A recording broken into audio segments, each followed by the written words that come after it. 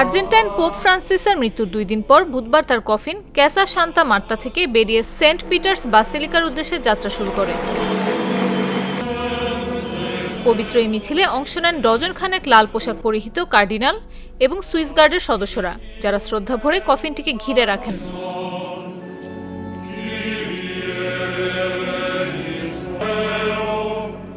কফিনটি ধীরগতিতে বাসিলিকার প্রধান প্রবেশদ্বারের দিকে অগ্রসর হয়, যেখানে পরবর্তী ধর্মীয় আচার এবং জনসাধারণের শেষ শ্রদ্ধা নিবেদনের প্রস্তুতি চলছে।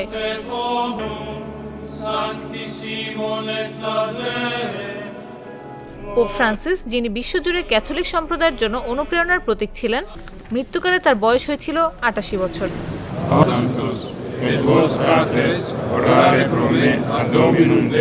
ভক্ত ও বিশিষ্ট ব্যক্তিবর্গ ইতোমধ্যে ভ্যাটিকানে ভিড় জমাতে শুরু করেছেন এই মহান ধর্মগুরুর প্রতি শেষ শ্রদ্ধা জানাতে।